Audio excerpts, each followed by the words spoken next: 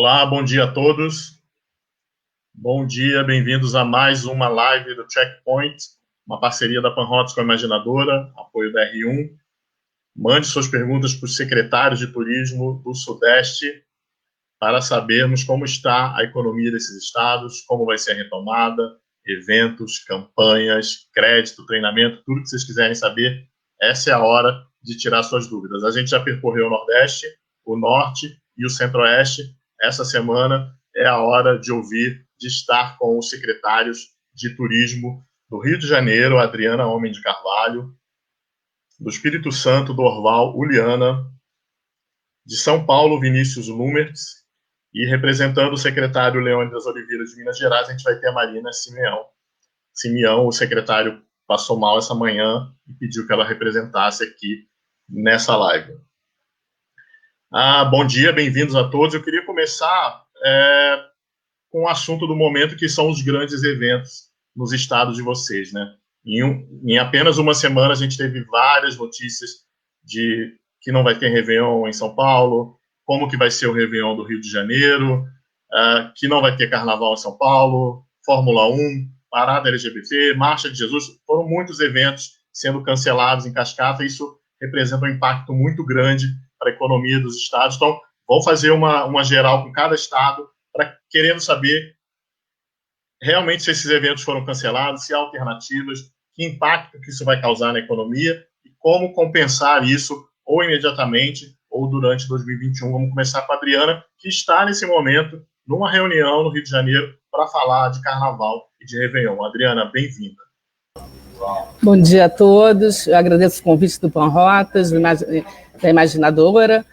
Cumprimento os meus colegas secretários de turismo do Sudeste. Na verdade, realmente houve um grande impacto quando foi anunciado que não haveria Réveillon e Carnaval no Rio de Janeiro.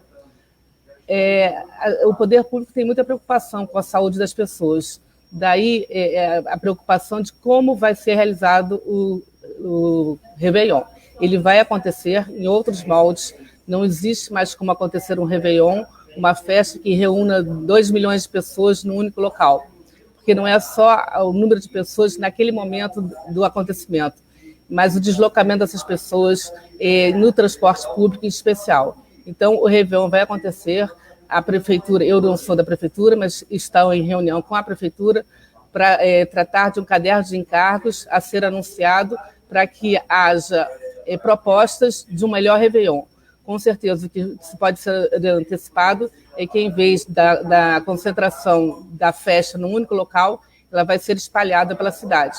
E, como Estado, a gente também tem a preocupação com os outros 91 municípios.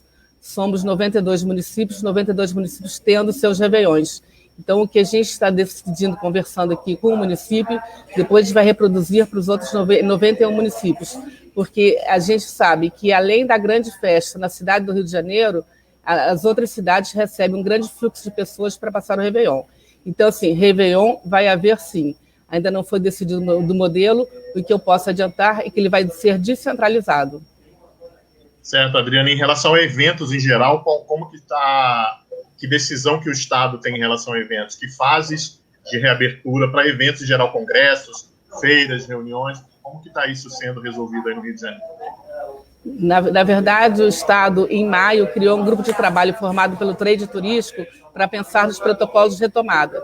Esses protocolos estão prontos, esses protocolos deram origem ao selo do Rio de Janeiro, para que os estabelecimentos, as empresas de eventos, os centros de convenções, a hotelaria, bares e restaurantes tivessem o selo do turismo consciente. Então, nesse momento, a gente está começando uma campanha para divulgar esse projeto, divulgar o selo do turismo consciente, essa campanha do Rio de Janeiro, e estamos trabalhando para a reabertura. O fato é que ninguém sabe ainda uma data segura para nós começarmos a fazer eventos. O mercado tem pressionado bastante, a gente entende, não só no Rio de Janeiro, no Brasil como um todo, e no mundo. Todo mundo quer saber quando pode programar o seu evento. Até porque, num primeiro momento, os eventos foram adiados especialmente para o segundo semestre, e está se vendo que não vai poder ser realizado, essa data não vai poder acontecer. Então, alguns eventos passaram para o modelo híbrido e depois para o modelo digital.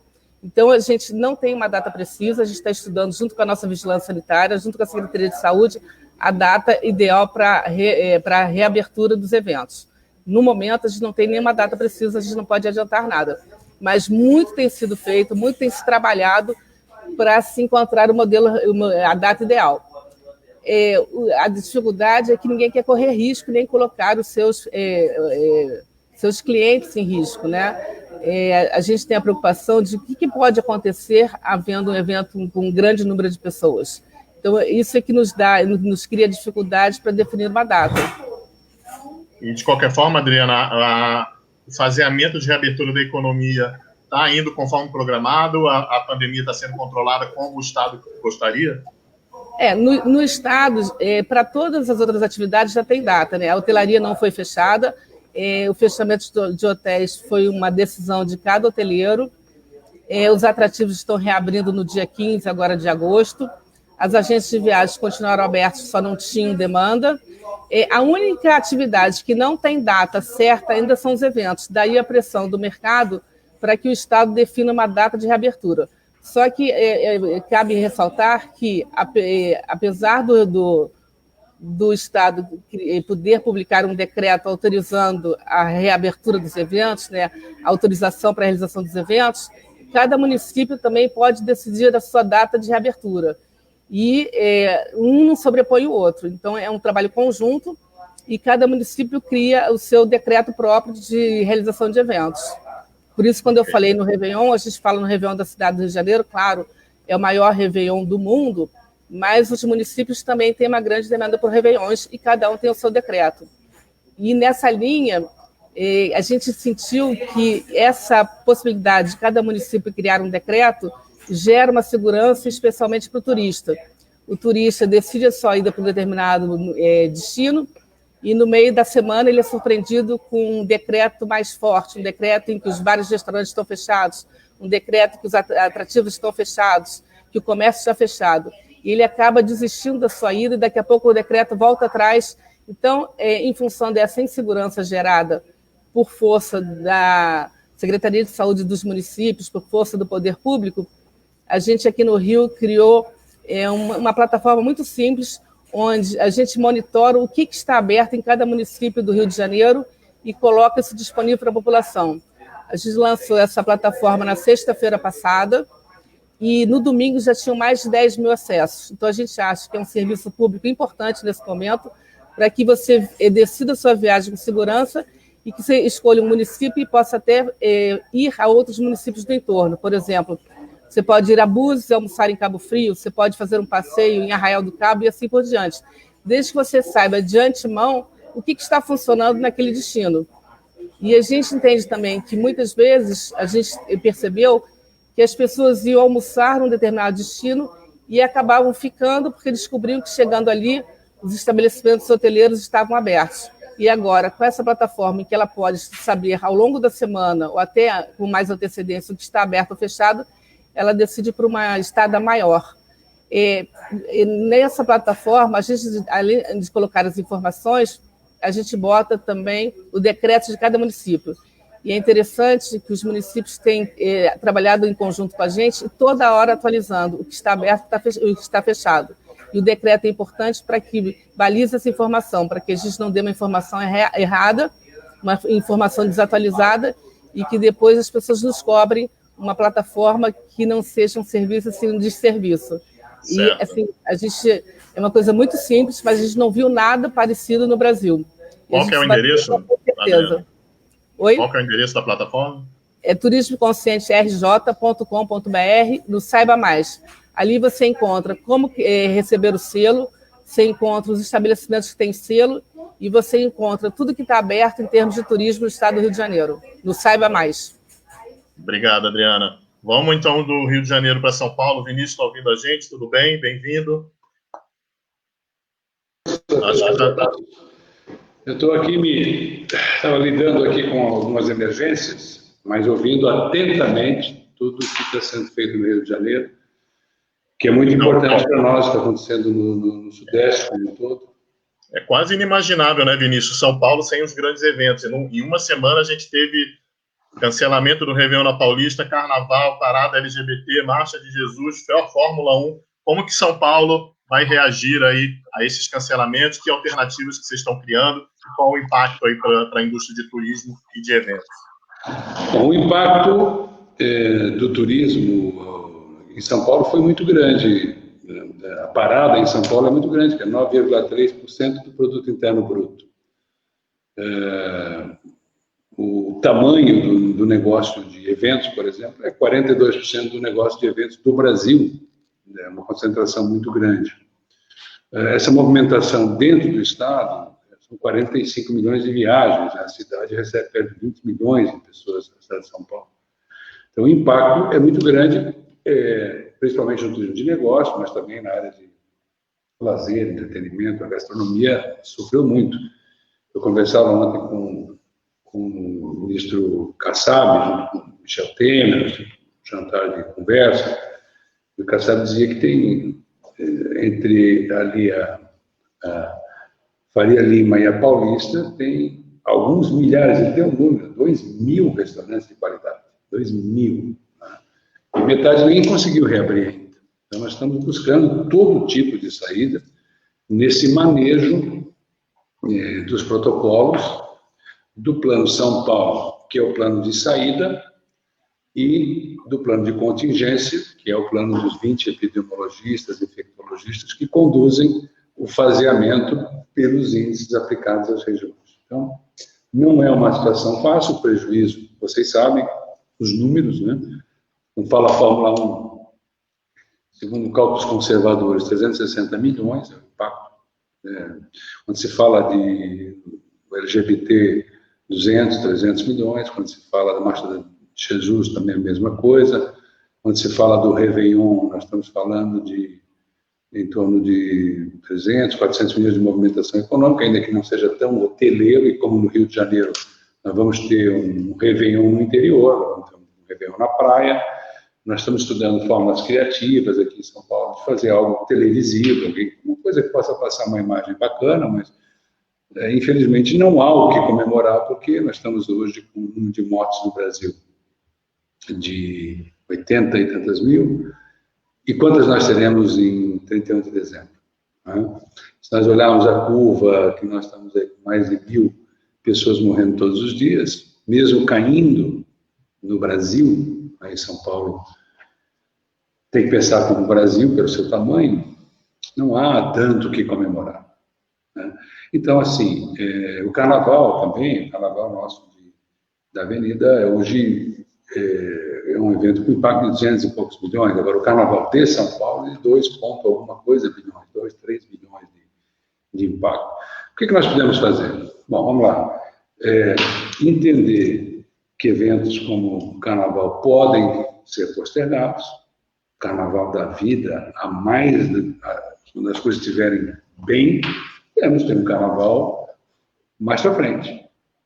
O Réveillon, você não tira o Réveillon, porque o Réveillon é agora, mas uma festa do tipo do Réveillon mais para frente, abril, maio, junho, nós estamos considerando sim, porque haverá muito motivo para comemorar a saída da pandemia. Né? O Réveillon da vida. Não é ali, é lá. Né? A Fórmula 1 é outra equação. Né?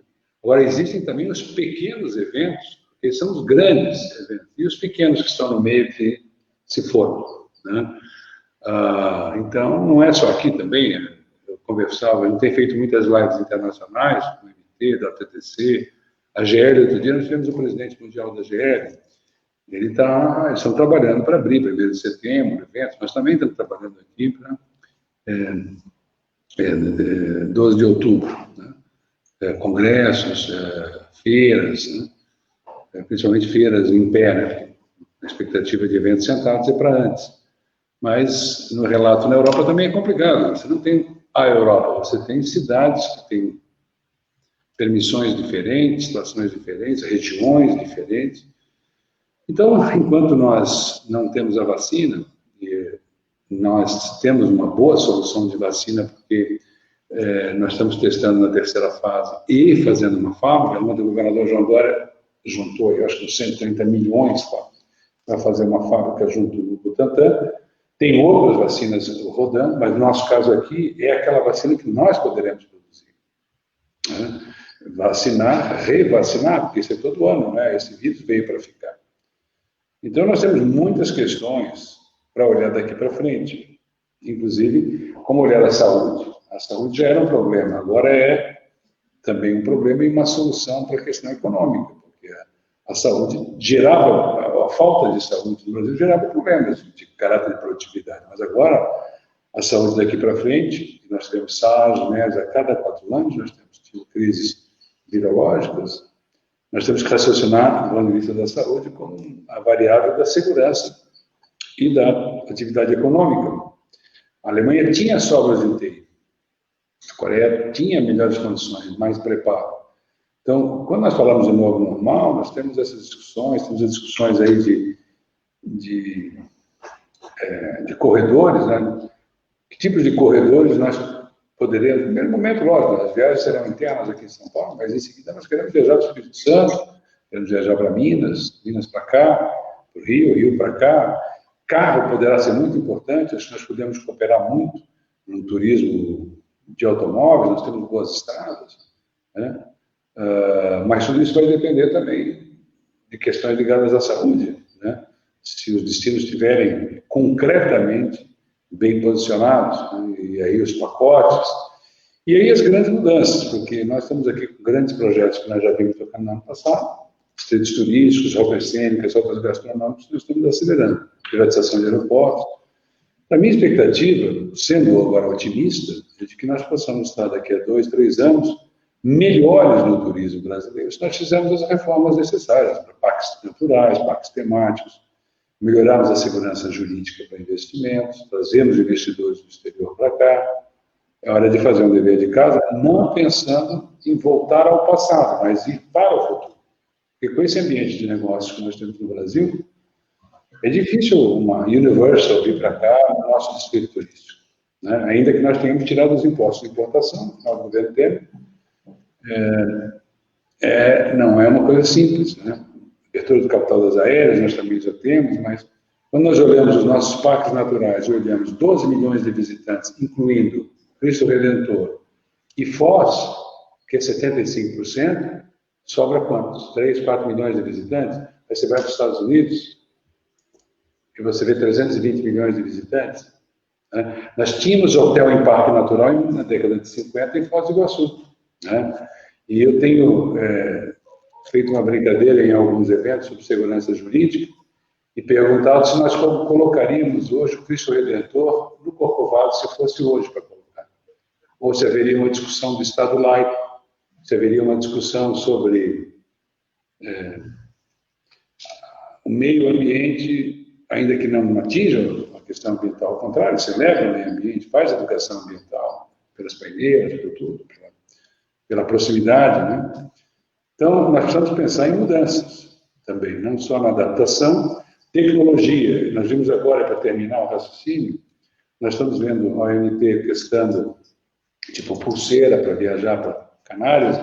Nós tivemos com a doutora Wang, que participou de uma das nossas lives, que falou dos corredores internos na China, também baseado em mecanismos tipo pulseira e outros, né?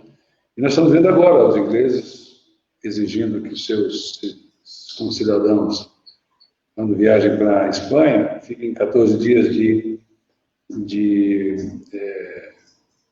em casa, né, de quarentena. Bom, a alternativa seria testar. O Dubai está fazendo. Então, testagem no embarque, na chegada, testagens mais rápidas, com mais credibilidade, são todas adaptações que nós vamos ter que fazer nesses corredores, nessas bocas. Então, tem muito trabalho à frente. Mas eu queria deixar como uma última nota a minha expectativa. Nós crescemos bem no ano passado, que a retomada vai ser vigorosa também, porque nós fomos tão baixo, chegamos aqui em São Paulo a 5%. Né? Depois subimos para 20%, 25%, estamos perto de 40%, queremos chegar no final do ano a 65%, 70%, que é mais ou menos o que nós sonhamos para as aéreas, são os números da BA lá do Eduardo Sanovics. Né? E 75%, pelo menos no nosso entendimento esse ano, é terrestre aqui dentro de São Paulo e nas proximidades. Então, tem trabalho árduo pela frente, mas eu penso que tem oportunidade junto disso tudo. Acho que nós podemos construir um turismo melhor, mais eficiente, e fazer coisas que nós não faríamos se nós estivéssemos vivendo essa crise, coisas que as pessoas não deixam acontecer no Brasil, por preconceito, não pode, nada pode, nada pode. Mas se a gente conseguir avançar, eu citei aqui um exemplo, o caso de um hotel em Foz do Iguaçu, que é um dos melhores da América Latina. Nunca mais saiu o hotel. Você não tem um hotel no Jalapão, Pousado, você não tem nada. Tem no Chile, na Argentina tem. Né? Nossa JSN fez a mesma coisa, estamos trabalhando nessa direção. O plano diretor já foi aprovado do Vale do Ribeira, agora vamos fazer da Mantiqueira e assim sucessivamente. Mas aí nos perguntávamos por que tinha hotel em 50 e não tem hoje no Parque Natural. Né? Nos perguntávamos essa questão do Cristo Redentor. Né? Conseguimos fazer uma feira do Flamengo hoje, eu acho que nós temos que fazer certas perguntas. E uma delas, só para terminar o raciocínio, é a questão dos resorts integrados com cassinos, né? Investimentos de 2, 3 bilhões de dólares. E aí nós nos perguntamos assim, nós queremos fazer parte da OCDE. A OCDE libera cassinos. Nós queremos ser OCDE. Então, na OCDE os parques naturais são visitados, as marinas são licenciadas, existem cassinos, o melhor modelo é o modelo de Singapura, modelo de 2, 3 bilhões de investimento, eventos, etc., artes, espetáculos, etc., etc. Então, a questão é o seguinte, o que nós queremos ser de verdade? Essa é a pergunta. Né? Nós queremos voltar ao passado? Eu ouço muito isso. Eu não quero voltar ao passado. Eu quero ir de volta ao futuro. Né? E o futuro é a experiência do mundo inteiro aplicada aqui. É isso que eu espero que nós possamos fazer, aproveitando a dor e a dificuldade que vivemos. Certo, a gente já vai voltar a falar desses vários temas que você citou aí, mas só com relação aos eventos, Vinícius, você está otimista que o planejamento de São Paulo até outubro vai ser cumprido, os eventos vão poder voltar, esses eventos pequenos que você falou, vão poder voltar até outubro? Veja bem, quando você cancela uma série de eventos e você diz assim, agora sobrou outubro e novembro praticamente para fazer, não cabe os eventos todos cancelados em 2 meses. É matematicamente impossível. Você não consegue. Tantos eventos cancelados, de 6 meses, você não consegue colocar em 2 meses. Então, aí não tem questão. O que nós permitimos? Na primeira rodada, eu falei 27 de julho, nós queríamos ter aberto, mas não houve consistência, vai levar mais 1 ou 2 semanas para abrirmos aqui convenções e cinemas, teatro, essa parte, né, toda, eu acho que vai levar mais um pouquinho. A outra, para feiras, a 40%, 12 de outubro, está permitido. E cabe aos venues acertarem os seus negócios. Eu participei de uma negociação, no caso do Bolt Show, que está indo para a raia, uma raia de 2,5 km na USP. Então, não está dando para fazer, não tem tempo para vender a feira onde ela estava, indoor, então ela vai outdoor. Então, tem uma saída aí, né? Mas nós não temos uma grande profusão de eventos que possa acontecer em outubro, novembro, sendo que outubro é 12 de outubro em diante, continuar assim, só 12 de outubro, então meio outubro, novembro e meio dezembro, então 2 meses, não cabe tudo que foi cancelado lá dentro, até porque não há tempo de fazer toda essa movimentação de vendas. Então, não há uma profusão de eventos. Os eventos vão ter que ser ou adaptados, como no caso do Bolt Show, ou esses outros esforços de postergação para fevereiro, março, abril, ou seja, é uma bola de neve. É como se nós perdêssemos 6, 8, 9 meses, fosse apagado. Né? Está acontecendo na educação também. Nós estamos perdendo um período das nossas vidas. A questão é como nós vamos recuperar muito disso, mas não tudo. Né? O tempo se for para eventos que não voltarão, mas voltarão numa versão 21 sim. Obrigado. No Espírito Santo, Dorval, como é que estão os protocolos para eventos? Teremos Réveillon? Quais são as perspectivas aí do destino? Bom dia, Arthur. Bom dia, Adriana. Bom dia, Marina. Bom dia, Vinícius. Bom dia a quem nos assiste. Aqui no Espírito Santo, nós estamos num momento, assim, muito curioso, mesclando um otimismo, né, mas com uma prudência absoluta. Para vocês terem uma ideia, esta semana, na segunda-feira, o assunto abertura de eventos entrou na pauta do grupo gestor da pandemia. Nós recebemos aí, vimos mantendo aí nos últimos meses um diálogo permanente e foi muito curioso, apareceram para nós, assim, é lógico que a gente sabia que existia, né, mas de uma forma até bem organizada, vários segmentos de eventos, né, e que você acaba, nessa oportunidade da pandemia, tendo acesso a informação do quanto eles são significativos. Então, nós recebemos aqui grupo estruturado dos segmentos de eventos sociais, casamentos, formaturas, etc. Eles são uma cadeia muito integrada e muito forte, muito importante, e esses realmente estão sofrendo muito os efeitos da pandemia, porque estão parados. É impressionante os relatos dos dramas, do adiamento de casamentos, de uma série de outros eventos sociais que mexem muito com as pessoas, né? Nós recebemos o grupo, conversamos muito com o pessoal dos eventos de entretenimento, shows, que tem uma dinâmica muito própria também, das casas, né, de shows que realizam eventos aí que efetivamente significam aglomeração, e também, lógico, o pessoal do evento corporativo, né, de negócios, de eventos empresariais, e por consequência, eventos religiosos, né, eventos científicos, toda a série de eventos. Então, o assunto entrou na pauta essa semana, e esses grupos deram uma lição de maturidade muito grande, porque eles internamente foram construindo protocolos próprios, e esses protocolos foram apresentados aqui à Secretaria de Turismo, nós acolhemos e reunimos com boa parte dos principais gestores da crise, no sentido de levar as autoridades sanitárias, aí a Defesa Civil, o Corpo de Bombeiros, que tem feito o gerenciamento disso, para que a gente possa começar a vislumbrar e, principalmente, buscar uma resposta para a grande expectativa deles. O setor precisa trabalhar com previsibilidade,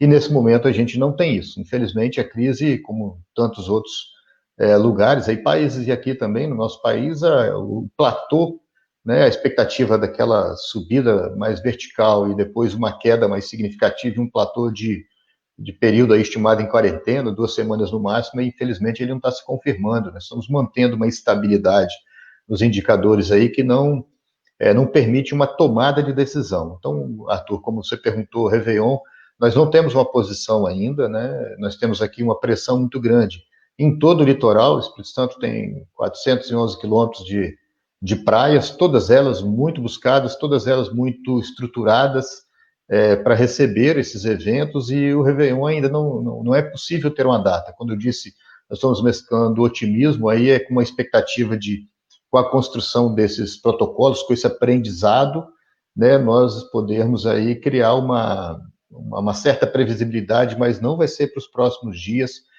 para nós aí indicarmos para o trade todo, de todos esses segmentos específicos aí de eventos, que eles podem, né, no tempo que é necessário, a gente sabe o quanto é importante, né, alguns meses de planejamento, eles são necessários, né, essas decisões de São Paulo, Rio, já de cancelar eventos pela sua magnitude, também significa aqui para nós, né, números não tão grandes, mas para nós, para a nossa economia, realmente impactantes. O turismo do Espírito Santo, ele divide aí praticamente 50% lazer, 50% negócios, incluindo eventos, né, incluindo toda a contribuição das grandes plantas industriais que nós temos aqui, com fluxo comercial extremamente relevante, né, então é uma perspectiva para nós que assim, ainda nos coloca numa condição realmente de muita dúvida sobre em que momento sinalizar que eles podem, né, botar o bloco na rua, podem se preparar, né.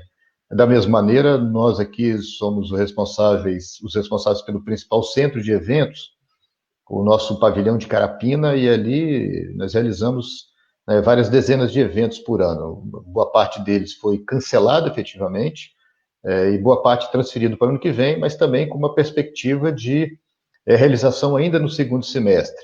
Nós aproveitamos para fazer investimentos não paramos, fizemos um completo restauro do nosso centro de eventos e estamos trabalhando aqui com uma figura que é um cronograma sem calendário, né? Nós estamos sempre jogando para frente, administrando com eles, no diálogo que nós temos mantido permanente com todos os representantes dos diversos segmentos, a gente sinaliza que é importante eles terem aí o seu cronograma de trabalho, para que, à medida em que a gente tenha com controle, né, com domínio dos números aí dos indicadores de contágio, etc., a gente possa até par e passo com todos os organizadores, a sinalizar para eles que é possível eles executarem, botarem no calendário esse cronograma que é necessário para a organização, para a comercialização, para a difusão dos diversos eventos. E, ao mesmo tempo, nós estamos estudando, repito, a sugestão muito interessante, muito inteligente dos diversos segmentos, com as suas várias especificidades, né, suas várias características desses segmentos específicos, né, sociais, entretenimento. A gente agrupou dessa maneira, eles se apresentaram organizados dessa maneira, e os eventos corporativos, né? Então, é um momento de diálogo, né, permanente, e no caso do Estado, nós estamos aproveitando para fazer os investimentos. Várias obras no litoral estão ativadas, no sentido de preparar aí a orla para o novo normal, para o futuro, né, com obras muito importantes, e nas regiões que são, né, de grande fluxo turístico para nós temos a região de montanhas aqui, equivalente ao nosso Gramado, nosso Campos do Jordão, de gastronomia, de alta gastronomia, né, uma hotelaria de alto nível também, e uma região com a característica muito importante que realiza bons eventos também, que é a região das montanhas nossas, né?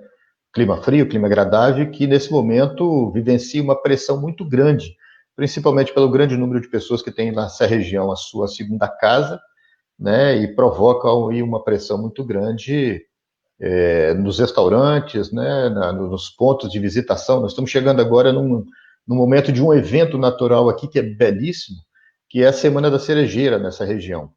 É um evento, né? Ano passado nós tivemos uma dificuldade muito grande com aglomeração, com trânsito, com famílias presas nas rotas turísticas no entorno de um grande símbolo dessa região de montanhas nossa, que é a Pedra Azul.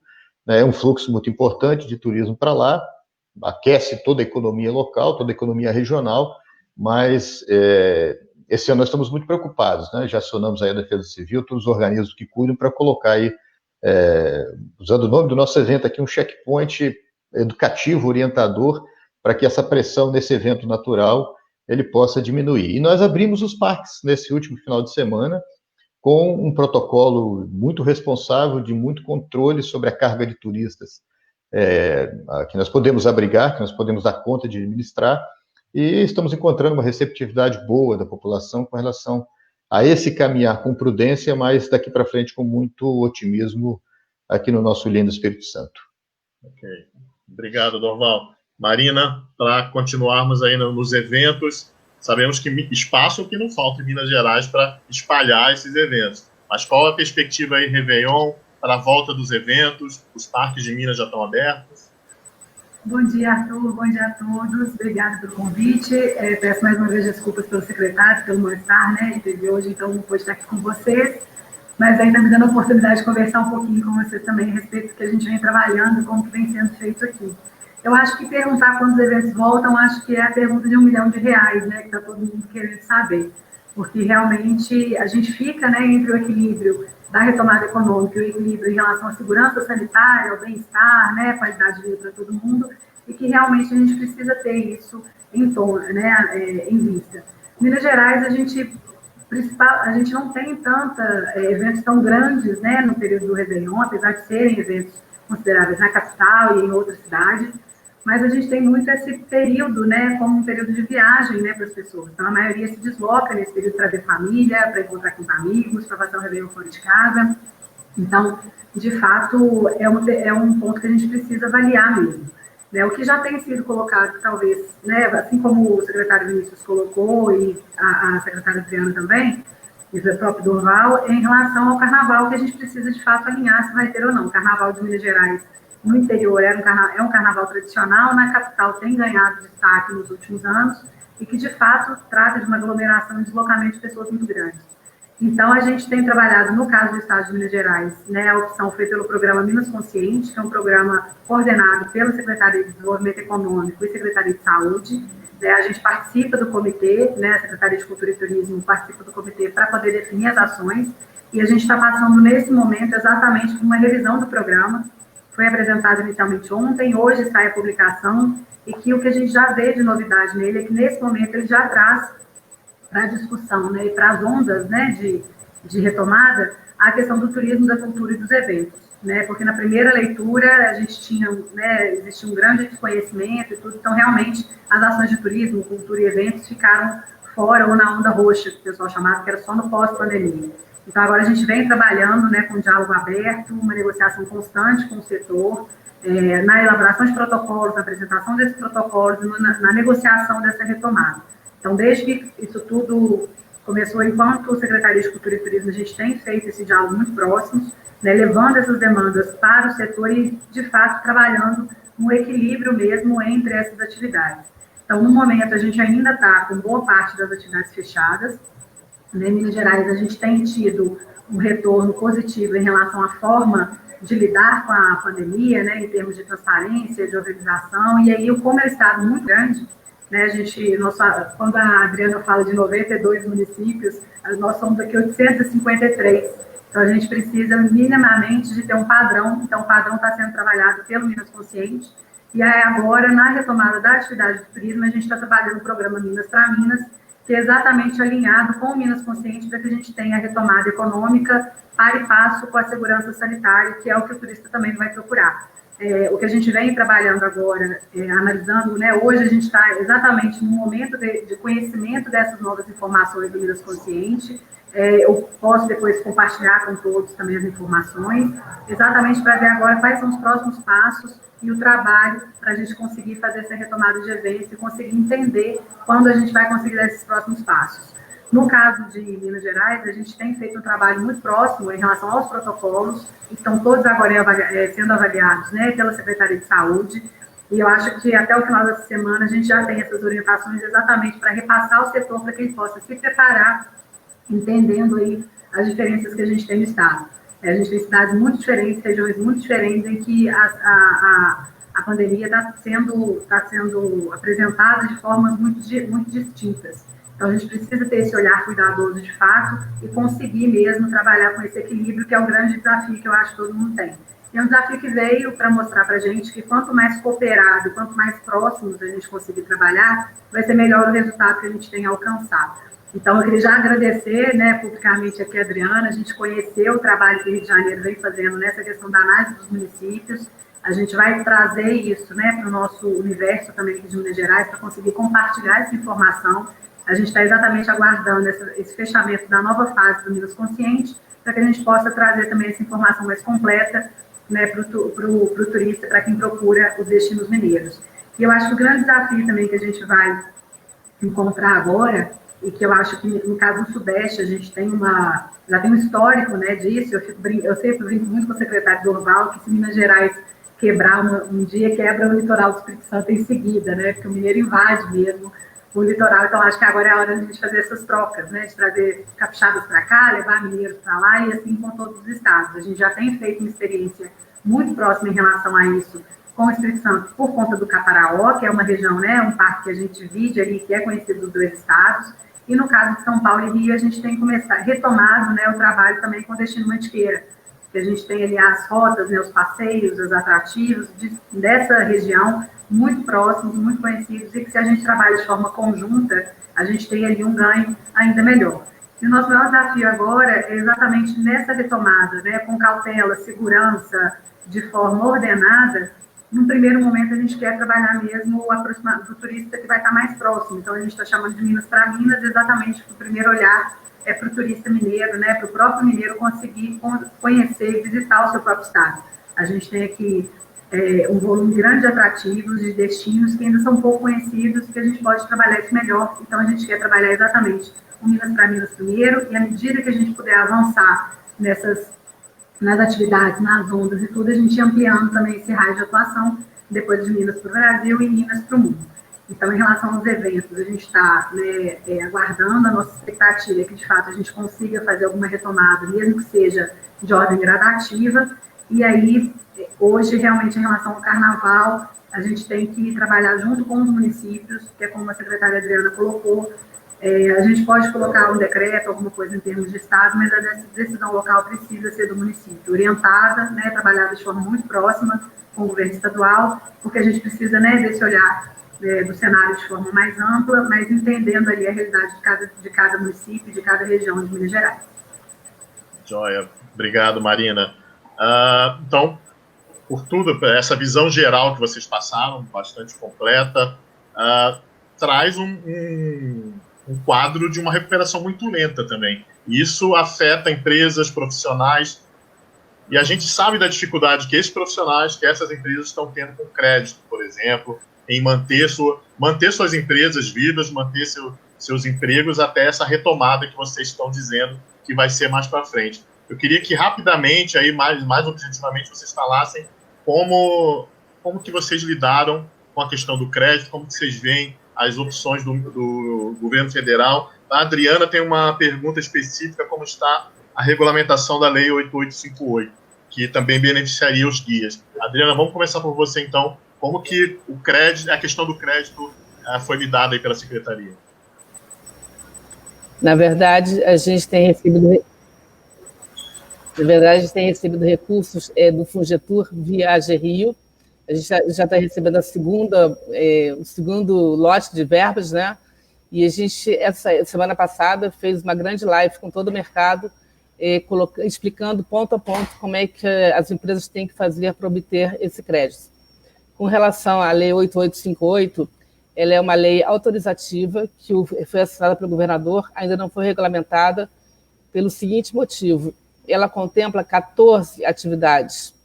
Entre as atividades estão os guias, que é o que afeta ao turismo, mas também estão os quilombolas, os indígenas, as diaristas, os barraqueiros, os catadores de papel, as famílias que ganham menos do salário mínimo, ou seja, uma enormidade de pessoas que teriam direito a essa renda mínima. E qual é a dificuldade da regulamentação da lei? É que o Estado tem que saber o tamanho do impacto dessa remuneração para esse público tão grande, para essa quantidade tão grande de pessoas que fazem jus a ela. E ainda, após o governo do Estado identificar o tamanho da verba necessária para que todos sejam contemplados, a gente não pode esquecer que o Estado do Rio de Janeiro está em regime de recuperação fiscal.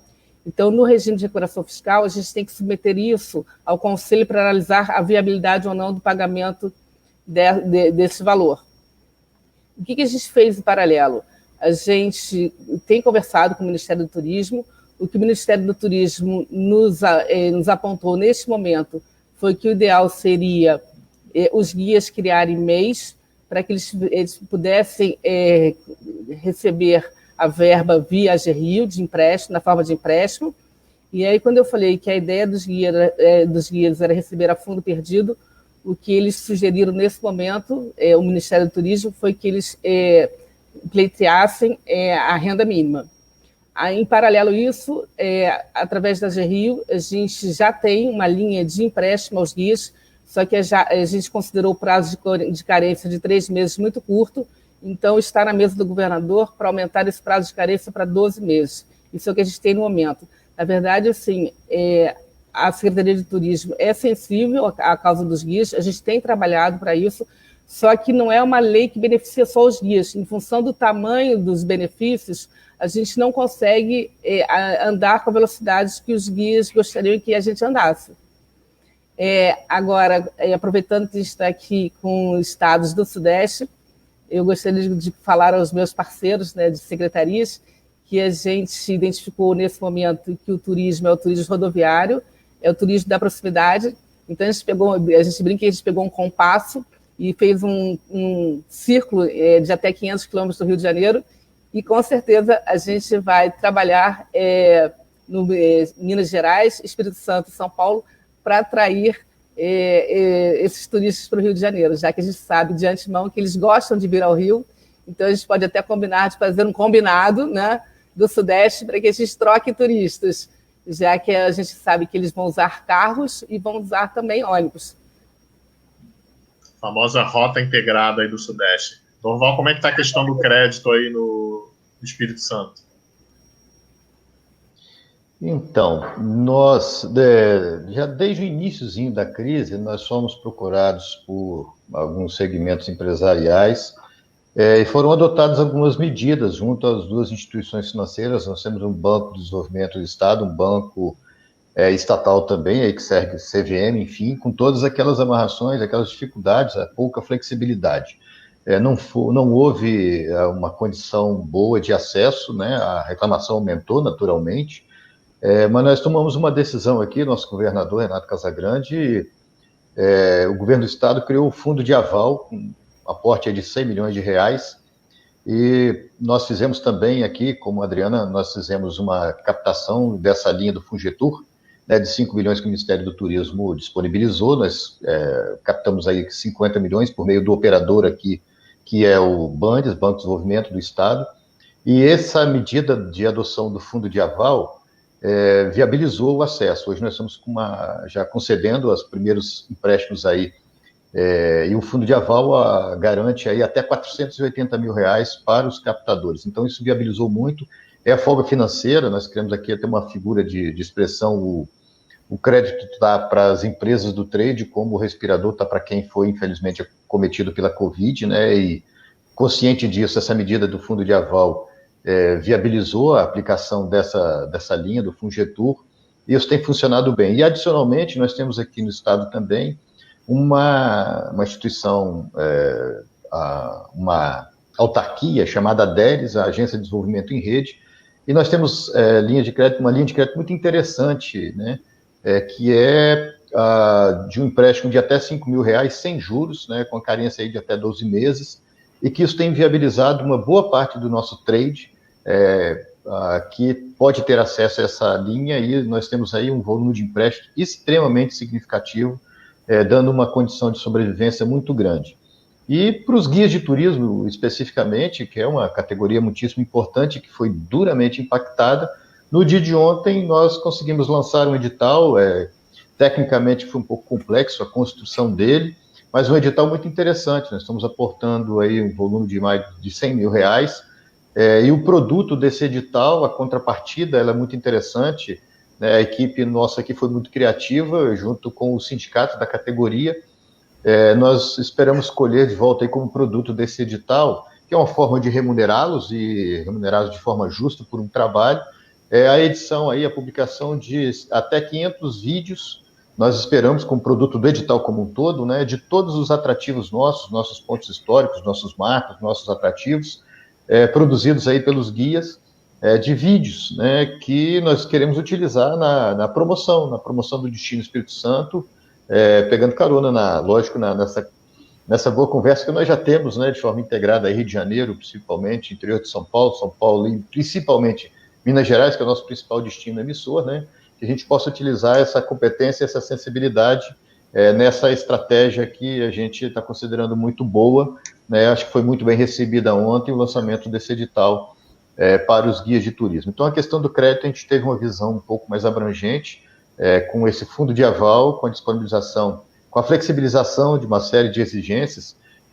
Foram tomadas medidas aqui de postergação de todos aqueles documentos, muitos que eram impeditivos, tudo isso foi muito bem flexibilizado para que pequenas pendências ou pequenas entregas aí de CNDs, enfim, houve uma desburocratização muito significativa do acesso ao crédito para os empreendedores. Então, nós acreditamos, esperamos, estamos abertos a poder avaliar aí, com toda a estrutura de Estado e com esses operadores de crédito aqui, novas opções, se necessário, e nós estamos fazendo isso observando os indicadores da economia nossa aqui. Nós temos um trabalho muito forte com o Instituto Jones dos Santos Neves, o equivalente, acho que, ao nosso IPEA, ao nosso IBGE, uma instância de muita competência técnica que vem nos monitorando diariamente, semanalmente, quinzenalmente, com os indicadores da economia.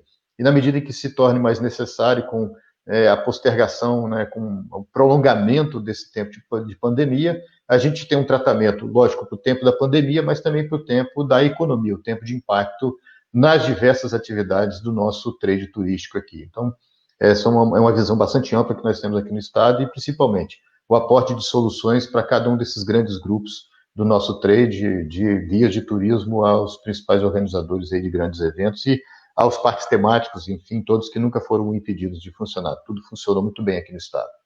Certo, Dorval. Obrigado. Vinícius, em São Paulo, como é que está a questão do crédito? E também, quando você falou que espera chegar ao final do ano com 65%, 70%, você fala do Estado em geral ou você fala em relação ao turismo? Porque assim, a hotelaria, por exemplo, do Estado de São Paulo, ela não pode depender só do regional nesse curto prazo, né? Então, que oportunidade você vê para que o turismo se recupere aí com mais velocidade? E também cita-se a questão do crédito, que eu sei que São Paulo tem um trabalho paralelo aí do governo federal para as empresas de turismo. Bom, sobre a retomada de voos, o que nós monitoramos com a BA. O que a BA está nos dizendo é que nós poderemos sair dos 30%, 40% que nós estamos para 55%, 68% ao final do ano. Como 40% disso é São Paulo, isso é uma forma de retomar o turismo de negócios, né, de eventos, mas também, sobretudo, de negócios. Aquele turismo que faz com que as pessoas se reúnam com filiais, com empresas, com negócio, importação, com advogados, o dia a dia, né, da Faria Lima, Carrinho, da Paulista, essa movimentação. Né? Isso nós já abrimos os restaurantes durante o dia, estamos agora para abrir à noite, com restrições, para não aumentar a movimentação de pessoas ao ponto de voltar à contaminação e nos segurarmos essa situação que na qual a cidade se encontra, de continuar atendendo bem aos doentes, e até de fora do estado, que estão vindo para São Paulo hoje, que sempre foi um papel que São Paulo performou, do interior e de outros estados. Se nós chegarmos a isso, nós teremos já um fluxo bem melhor. Né? Mas a recuperação do turismo vai se dar no final de patamar anterior, no final de 2021, passando para 2022. Esta é a previsão da FTC, da OMT. Nós não temos que ter ilusões. O que eu, otimistamente, sempre falei no início e vou repetir aqui agora, é que nós podemos aproveitar para fazer mudanças e transformar o turismo brasileiro por conta dessa necessidade. Né? Então, assim, com 65%, 70% dos voos, é claro que é uma proporcionalidade de utilização de hotéis, de Uber, de serviços, de forma menos, eu diria, animada, né? Menos festiva, porque o uso de máscara é outra postura. Não é a mesma postura ainda, a não ser que venha a vacina. Mesmo assim, até vacinar e verificar todos os efeitos, leva um pouco mais de tempo. Então, esse ano poucas conquistas que vão vindo, que vão se somando. Né? Como eu disse, na primeira parada do turismo, parou 95%. Depois parou 80%. Agora nós estamos com parada aí com 50%, 60%. Então, daqui a pouco nós vamos ter, no final do ano, a parte, vamos dizer, paralisada é 15%, 20%. 30% no máximo. 30%. Aí vem o verão. A grande questão é o verão. Não só para nós aqui, mas para Espírito Santo, Rio de Janeiro, para Minas e o seu emissível também, para as praias, tudo que é um ponto de interrogação. Nós não sabemos. A nossa honestidade hoje é o não saber faz parte. Mas nós estamos montando os pacotes, montando as alternativas para frente. Né? Crédito vai ser muito importante. Por quê? Porque o ativo fixo do turismo não é como numa guerra, em que você tem um hotel, cai numa bomba, se uma bomba cai em cima de um hotel em Londres ou Berlim. Você não tem um hotel, você tem um hotel. Você não tem o restaurante. Você não tem a capacidade, o combustível econômico para movimentar, retomando.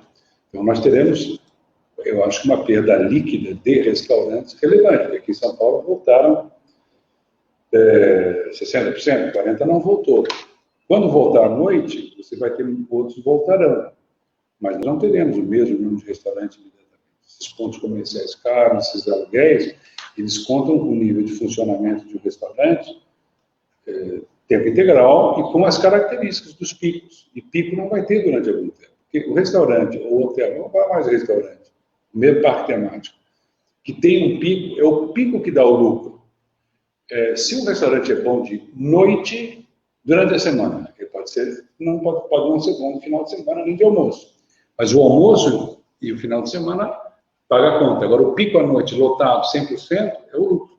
Então, agora, com o restaurante funcionando com 40%, 50% e almoço, né? Sendo que isso é 18% ou 20% do todo da média de faturamento dos restaurantes. E ele funcionando apenas nessas circunstâncias, no fluxo geral da média dos negócios de restaurantes, 18% do faturamento. Como isso se sustenta? Né? É difícil sustentar. Né? Tem crédito, Vinícius, para salvar essas empresas? Pois é, a melhor linha, você sabe que eu fui 15 anos no Sebrae, diretor de Santa Catarina e diretor do Nacional. Eu lutei muito no fronte de crédito. Eu nunca vi uma linha tão boa quanto o Pronamp. Nunca vi. Eu trabalhei com o CF Giro, Limpei Investimento, levando para o interior do estado, para o Brasil. Nós criamos uma linha de crédito em parceria com o Sebrae no final de 2018. Eu nunca vi uma linha tão boa, mas durou 3 dias.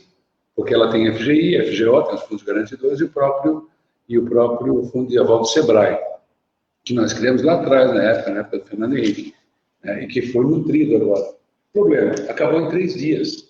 Né? Foram bilhões. Aí vem 2 perguntas, por isso que eu disse sobre que tipo de futuro a gente vai ter. Ora, nós lutamos tanto por linhas parecidas com essa, e nós tivemos agora linhas realmente que beneficiam a pequena e microempresa. Mas elas são pouco, não é suficiente, então vai ter que ter mais, porque o Fungetur, ele é pequeno, ele não é grande o suficiente. Nós pedimos mais, estamos recebendo mais, o ministro Marcelo nos atendeu, claro, mas ele não tem tamanho ainda para o tamanho do problema. Isso acontece com as grandes empresas e com as pequenas empresas. Nosso microcrédito está andando, nós criamos um produto de crédito aqui, a equipe do Ministério, uma parte da equipe do Ministério veio para cá, como veio da Embratur, veio do Ministério também, justamente o gestor do programa de crédito que nós temos criado lá está aqui conosco. Então, a gente criou um programa na área de investimentos, já tínhamos colocado de setembro até abril 600 milhões de investimentos. Então, esse ano iria subir muito mais. Aí viramos isso para giro. Ainda que esteja saindo investimento, está saindo um pacto temático de 500 milhões de reais no interior do Estado. O Jorge Almeida está abrindo um restaurante, um hotel, pé da Paulista daqui a 2 semanas, as coisas continuam. Né? Mas não é suficiente. Né? Então, essa linha do Santander, ela foi interessante, 20 anos. Né? Porque as soluções não poderão ser as soluções habituais, juros dos bancos, isso tudo aí, vai tirar a condição das empresas de ter o combustível para fazer essa arrancada e se manter, isso considerando que as condições de saúde sejam melhores de forma crescente e não haja um retrocesso, que obrigue algumas regiões do Brasil, eu não estou falando do estado de São Paulo, depende de onde, de voltar a isso. Né? Então, nós precisamos desse dinheiro barato. E aí, é a mudança que o governo federal fez correto, mas a contínua percepção de que é preciso, e aqui nós estamos junto com a Caixa, com o Banco do Brasil, nós fazíamos, né, presencialmente, indo a todas as regiões, levando esse programa de crédito. Desenvolve São Paulo, Caixa, Banco do Brasil, e até bancos privados pequenos, né? Esses bancos novos aí que estão operando. E agora online, mas continuamos, porque sai uma linha de crédito, você tem que chamar os prefeitos, os empresários e fazer um movimento como nós estamos fazendo aqui e colocar claramente para que as pessoas tenham acesso ou acessibilidade ao crédito. Certo. Essa condição que o Bill Clinton chamava de crédito é um direito humano. Porque o que crédito é um direito humano? Porque ele tem um fato moral, que é a oportunidade. Porque um banco empresta do depósito à vista 8, 9 vezes. Então, ele empresta, se considerar o compulsório, né? No final é isso. Então, isso é uma oportunidade. Né? E nós temos que dar essa oportunidade. E as equações não vão ser simples nessa saída, se nós não aumentarmos. Então, é importante que nós, aqui, o nosso Fornatur e com os nossos meios, defendamos a continuidade desses programas, principalmente os bons. E elogiemos, porque é muito importante elogiar em política, não só criticar. O Pronamp é bom, então nós temos que dizer, bom, queremos mais. Né? O Getúlio é bom, queremos mais. E o BNDES, que está com 100 bi em caixa, também tem que abrir o cofre. No nosso caso aqui, nós precisamos de uns 2 bi. Em 2 bi, a gente multiplica por 5, faz 10. Provavelmente o Espírito Santo tem uma conta, e isso tem que rodar, porque volta para a economia. Isso volta, é um ciclo, né? Ele vai voltar. E se parar, é a gangrena política, né? Você tem que cortar a perna fora.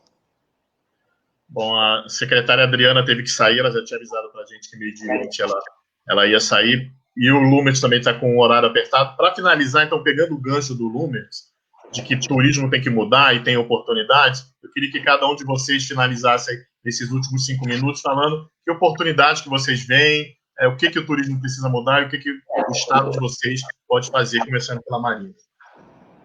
Tá. Perfeito. Vamos lá. Eu acho que a primeira coisa que eu acho que a gente vai ter que aprender agora é de vez aprender a usar a tecnologia no turismo. É absorver a tecnologia como algo cotidiano, diário e rotineiro mesmo para a atividade turística. E para todos os setores, né? Seja hotelaria, seja agência de viagem, seja o próprio atrativo, o guia de turismo, né? Que assim, a gente tem buscado trabalhar aqui em Minas também, junto a eles, principalmente para trabalhar no reforço, no reconhecimento e valorização da categoria. Né? A gente está tentando também, exemplo do Espírito Santo, editais específicos, sabemos das dificuldades também, sabemos principalmente da dificuldade de crédito que muitos encontraram. Mas o que a gente viu também foi a necessidade da gente incorporar de vez a tecnologia nas nossas atividades. Né? Agora, com a pandemia, a gente viu tanto que ela fez diferença e o tanto que a tecnologia tem sido uma aliada para continuar na promoção e continuar propagando aí as belezas dos nossos destinos. Então, a gente tem, acho que, se a gente já pode tirar um aprendizado de tudo isso, é exatamente esse alinhamento, essa proximidade com tecnologia mesmo. Eu sei que a gente está num momento extremamente crítico,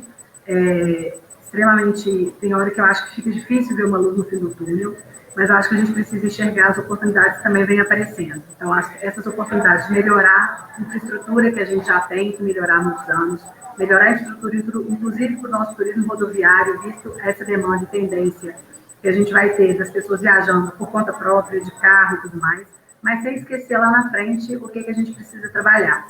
Né? Então, sem esquecer o posicionamento internacional do país, o posicionamento dos nossos destinos, sem entender a necessidade de articulação, de promoção e de ação conjunta, a exemplo do que o secretário Vinícius colocou, de reconhecer aquilo que está sendo bem feito e conseguir posicionar também, pressionar, rever para que a gente tenha bons posicionamentos, boas entregas e, de fato, uma melhora para toda a máquina de turismo mesmo do país.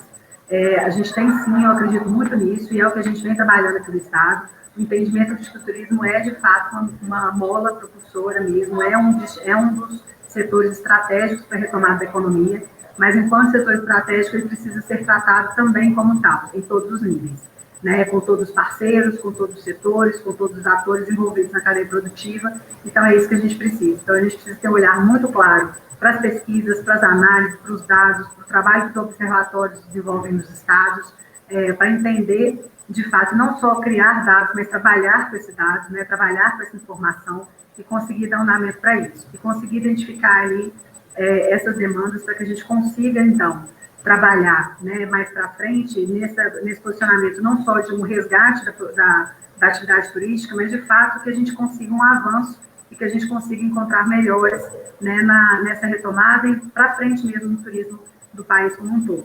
Em Minas Gerais, a gente está tentando, de fato, fazer isso, resgatar o que são os nossos valores e trabalhar muito com a questão da mineiridade, né, do que é ser mineiro, dessa proximidade, desse orgulho, um estado que a gente sabe que tem muita coisa que a gente está precisando trabalhar, visto os últimos acontecimentos, a gente andou sendo muito castigado, né, nos últimos anos, então precisamos mesmo desse alento, e eu acho que esse alento passa pela receptividade, passa pela troca, passa pelo encontro. Então é isso que a gente está procurando aqui, e eu acho que é essa forma que a gente precisa olhar para o turismo, como de fato desenvolvimento territorial, desenvolvimento econômico, mas que precisa ser tratado com essa relevância também. Obrigada mais uma vez, aproveito para agradecer o convite, colocar aqui à disposição e pensar nessas trocas aí, né? Fazer todo mundo viajar mesmo depois, quando possível, para a gente se reconhecer assim que for viável e seguro. Obrigada mais uma vez. Marina, obrigado você. Dorval, as suas considerações finais aí, que oportunidade o Espírito Santo vislumbra aí? Eu acho que essa respeitosamente, assim, a crise nos dá uma oportunidade muito boa, primeiro, assim, de nós reconhecermos o importante papel que o Estado pode exercer nesses momentos de crise, né, e o legado que fica dessas medidas governamentais, que se elas são possíveis de serem tomadas agora, elas podem ser aprimoradas para o momento desse novo normal depois. Então, é a necessidade de integração maior do trade turístico, né, de reconhecer no Estado esse provedor de soluções importantes, interessantes. Eu vou dar exemplo de uma medida que nós tomamos aqui dentro de um plano de retomada, que nós já estamos em execução com ele, dentro do conceito de otimismo com prudência, de imediato aquela pressão, logo retoma, a quarentena vai passar, enfim, e nós começamos a revisitar as campanhas. Ano passado nós lançamos uma campanha e estamos revisitando, adaptando ela para voltar justamente à nossa querida Minas Gerais, ao Rio de Janeiro, que tem um fluxo turístico muito grande, para a região do Caparaó, para todo o estado do Espírito Santo. Nossa integração aqui regional é muito forte, São Paulo também, no interior do estado, e em determinado momento, como seguindo todas as tendências que vocês, Panrotas, também nos brindam sempre com matérias muito ricas, nós começamos a pensar como é que nós vamos ativar o próprio capixaba a viajar e, enfim, né, o turismo interno. E nós, de imediato, identificamos um nicho, né, que é extremamente significativo e, de uma forma popular, está na cara da gente, né, que somos nós, eu, inclusive, o funcionário público, o servidor público. Nós fizemos um levantamento aqui do valor da folha de pagamento do Estado, incluindo aí a Assembleia Legislativa, Tribunal de Contas, Ministério Público. Esse é um nicho especial, né? Um nicho de turistas que está aí, de certa forma, com a sua economia preservada. Então, nós criamos aqui, estamos na fase final aí, técnica, de criar os detalhes de uma campanha de fomento aqui, o próprio servidor público revisite o próprio Espírito Santo, né? Visite aquele local onde ele passou a lua de mel, onde ele levou as crianças sempre para passear, a praia que ele fez como opção, né, e adotou aquela praia como dele, aquele novo destino, aquela nova cidade que foi reestruturada, o novo parque ambiental, enfim, que são os lugares lindos que a gente tem para visitar. Então, é essa criatividade, a oportunidade da crise é essa. O Estado tem essa capacidade de fazer essa articulação, de integrar as regiões turísticas, que no estado são 10 regiões turísticas. Nós estamos trabalhando com esse diálogo, e principalmente um diálogo permanente, visando, assim, o Vinícius chegou perto de uma fala que eu queria fazer, que nós continuamos com todas as nossas belezas, com todos os nossos atrativos aqui. Se estamos conseguindo, de uma maneira ou outra, prover esse insumo importante, que é o crédito, né, nós precisamos agora fazer toda uma integração para que esses detalhes, esse fluxo turístico, ele possa ser melhor qualificado, a gente possa ativar essas rotas regionais, isso é muito importante, esse intercâmbio entre nossos estados, e a gente possa buscar esse novo normal com muito mais segurança e, principalmente, aproveitando uma outra oportunidade, que é a adoção desses protocolos. A gente tem visto que isso tem sido um grande indicativo das empresas de aprimorar a qualidade da sua prestação de serviço, rever o seu público-alvo, rever o seu cliente, rever o seu hóspede, o seu cliente de restaurante, com a adoção de novas informações, de novas estratégias para poder aprimorar a qualidade do seu serviço. Então, a crise nos gera essas oportunidades, e o Estado tem se colocado dessa maneira como articulador dessas diversas oportunidades. Eu não posso deixar de encerrar sem agradecer essa oportunidade, cumprimentar pela iniciativa, mas fazer um convite, né, que cada um de vocês, façam do nosso lindo Espírito Santo aqui a sua primeira opção de viagem. Nós estaremos aqui prontos para recebê-los assim que passar, assim que tivermos uma grande segurança dos controles aí dessa epidemia. Vem para o Espírito Santo, nós estamos aqui de braços abertos para recebê-lo. Marina, você vem sempre para cá. Arthur, será bem-vindo também, todos os ouvintes da Panrota. Obrigado, Dorval. Realmente, uma das falhas no meu currículo de viagens é não conhecer a Serra Capixaba. Mas eu prometo que vou. Vinícius, suas considerações. Vinícius também. Suas considerações finais, Vinícius. Foram muitos eventos cancelados, muita notícia negativa. Dá uma visão de otimismo aí para esse trade paulista, Vinícius. Eu estou otimista. Faz parte do tamanho, dependendo do tamanho, o impacto é maior. Mas sobre Capixaba, eu acho que, na ausência de baianos nessa live, eu queria dizer que é a melhor moqueca do Brasil. Não é? Você está sem som, Dorval. Na verdade, até uma certa redundância. Você não fala, Vinícius, subir para cima, descer para baixo. Você fala só muqueca. Já se entende que é capixaba. O resto é peixada. Respeitosamente aos queridos baianos. Foi uma estrada gente? Uma escada de marketing político, você viu, Kim? Com certeza. Depende de como comunica, né?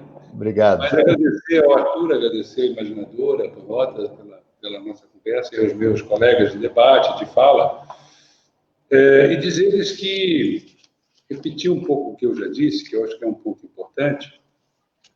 Quando se diz que em 2018, no mundo, 1 em cada 5 empregos veio do turismo, é preciso que isso seja entendido no seu significado. Aqui em São Paulo, nós geramos 50 mil empregos em 2019 no turismo, com uma estratégia. Então, fizemos um movimento corajoso. Nós não podemos mudar o Brasil sem mudar as coisas. Então, nós corremos riscos.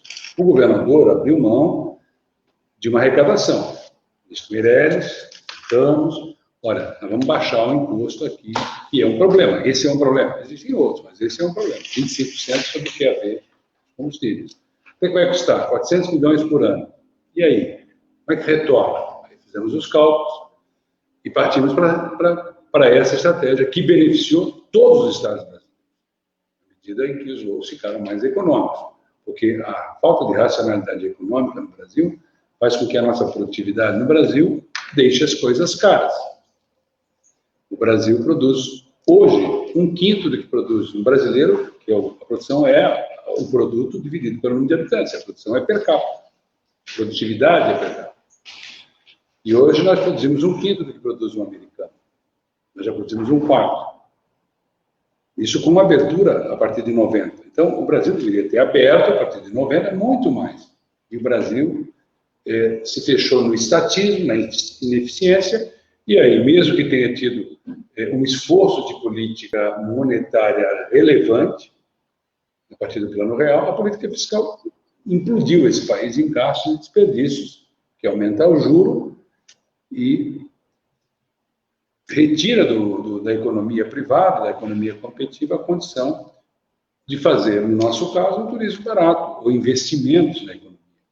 Né? Então, quando você tem uma situação de baixa poupança, você tem uma situação de baixo investimento. 15% de poupança interna, 15% de investimento. Precisamos de mais investimentos, mais investidores. Aí você não tem um ambiente de negócio adequado, você se depara com o clássico item de luxo do nosso estudo de competitividade do Fórum Econômico Mundial. Nós já ouvimos isso, nós repetimos isso. O Brasil tem o maior potencial natural para desenvolver o turismo, o 8º potencial cultural, isso varia um pouco da WTC, World Economic Forum, OMT, mas é por aí.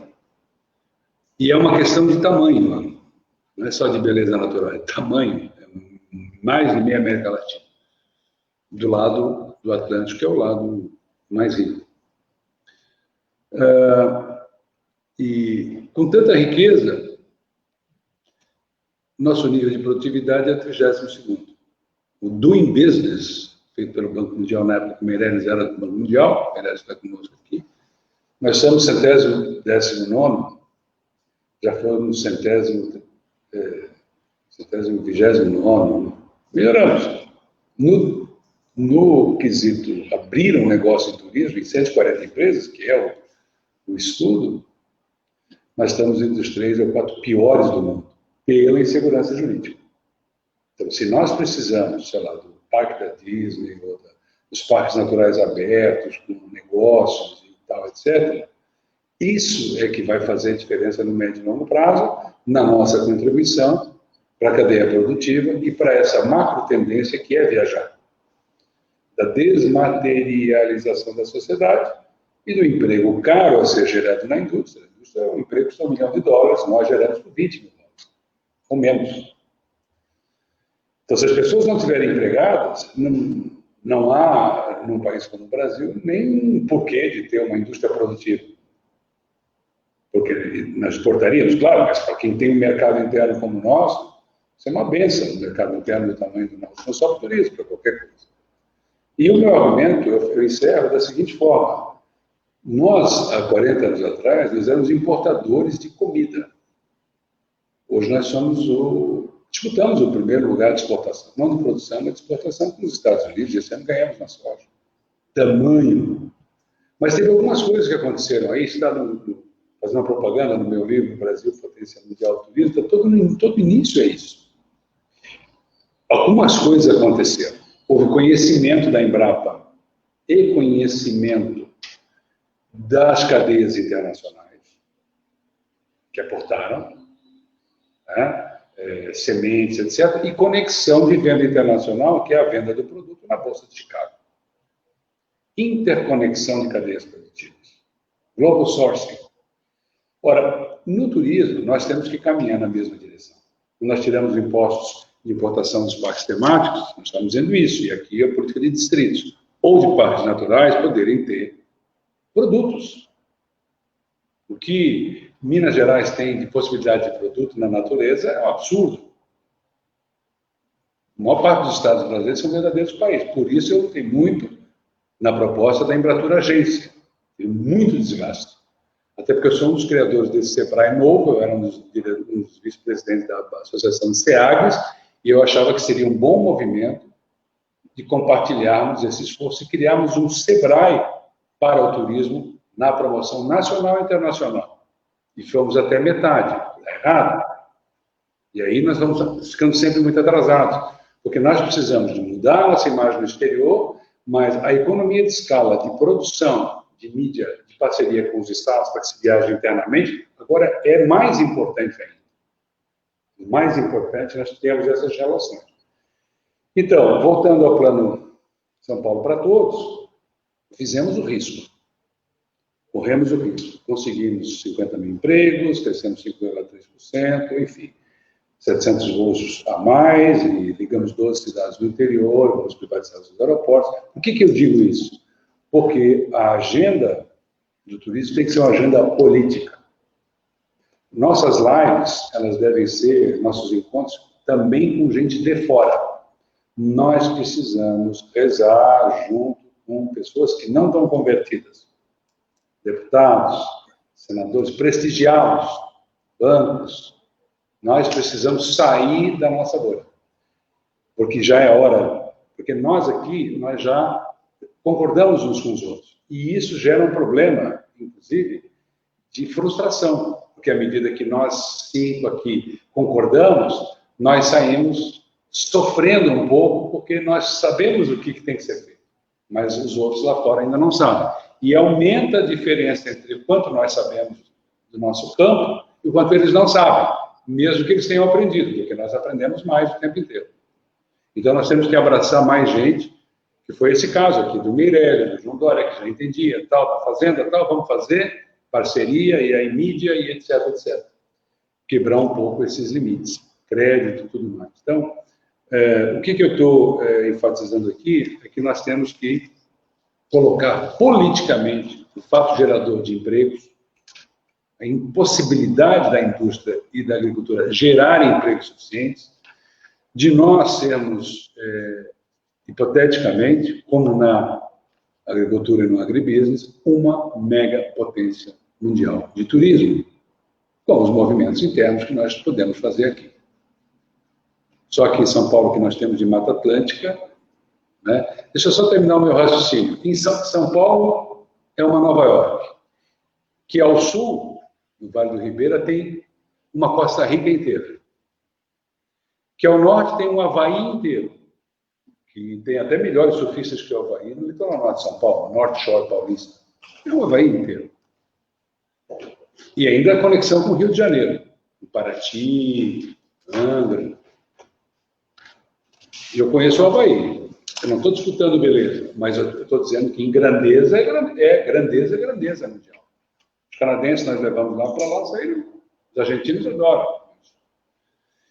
E mesmo Santos pode ser uma Miami. Tem arquitetura da mesma época, tem produto. Então você tem Nova York e Miami, Costa Rica e o Havaí, tudo num lugar só. Fora as montanhas de Minas de um lado e as praias do Rio e do Espírito Santo de outro. Então nós temos tudo. A questão é nós mudarmos o patamar de importância na estratégia do país. As cidades vão melhorar, as artes vão melhorar, se nós olharmos para o mundo. Só para terminar um raciocínio, a dificuldade que eu estou tendo aqui para abrir os restaurantes. do lado de fora, por conta da cabeça do pessoal do trânsito que diz que as vagas nas frentes dos restaurantes são importantes. Não são. As vagas dos restaurantes não são mais importantes. Mais importante é botar mesas e cadeiras e guarda-sóis. Aquelas vagas podem ir embora. As pessoas vão de Uber. Aí outros dizem, mas é perigoso por causa da contaminação. A contaminação do quê?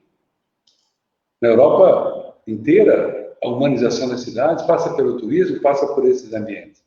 Então, nós temos um trabalho árduo de convencimento de pessoas que não somos nós mesmos, para nós fazermos essa caminhada. Obrigado, e desculpa alongar um pouquinho mais, mas nós temos aí um trabalho importante à nossa frente de buscarmos aliados corajosos, que entendam do que nós estamos falando e ganhar no atacado. A melhor forma de solucionar um monte de problema pequeno é diluí-lo num problema maior. É muito difícil, às vezes, solucionar um problema, mas se você colocar um framework amplo de uma proposta de um estado, de uma cidade, de setores inteiros, os problemas pequenos, eles vão junto, água abaixo. Então, se nós ficarmos no pequenininho, nós vamos apanhar. Cada fronte pequenininho, a gente leva uma surra, mesmo que venha sendo, sai todo acabado. Já se a gente tem um programa grande, e foi o que nós fizemos no ano passado, sobrou dinheiro para a mídia, sobrou tudo, porque você entrou no arco político. Então, vamos lá. Operacional, tático, estratégico, político. E, sobretudo, filosófico. É preciso que haja um entendimento da importância disso, e aí fica mais fácil toda essa parte aqui de baixo. E a gente está travado aqui na luta do dia a dia. Para ir licenciar, não, a filosofia tem que dizer que tem que licenciar. Aqui em São Paulo nós estamos botando para 60 dias. Então, filosoficamente é importante. Moralmente é correto, deve se fazer da maneira correta, respeitando o meio ambiente. Isso é filosofia. Então, vem a política e vem o estratégico disso, o tático operacional. Agora, se eu ficar lá embaixo discutindo lá, né, que eu quero licenciar esse negocinho aqui, eu vou estar lidando, como na ditadura, o perigo nunca foi o general, sempre foi o guarda da esquina. Um abraço a todos. Joia, Vinícius. Obrigado pelas palavras, pela visão. Realmente, essa questão dos parques que você citou, e citou o exemplo de Minas, tem exemplos no Brasil inteiro, realmente é muito frustrante a gente não ver produtos de parque no Brasil. Só a sua comparação do litoral norte de São Paulo com o Avaí vai dar uma polêmica, mas isso eu deixo para você resolver depois. Queria agradecer a todos vocês, Dorval, Marina, Vinícius e a Adriana, que já saiu. Semana que vem a gente volta com a região sul e na terça-feira a gente vai ter uma outra live falando da terceira edição da nossa pesquisa do Travel Lab, com o impacto aí da crise no turismo. Então não percam, vai estar amanhã na revista Panrotas e terça-feira numa live aqui no Portal Panrotas. Obrigado, Imaginador R1. Até semana que vem. Obrigado, gente. Tchau.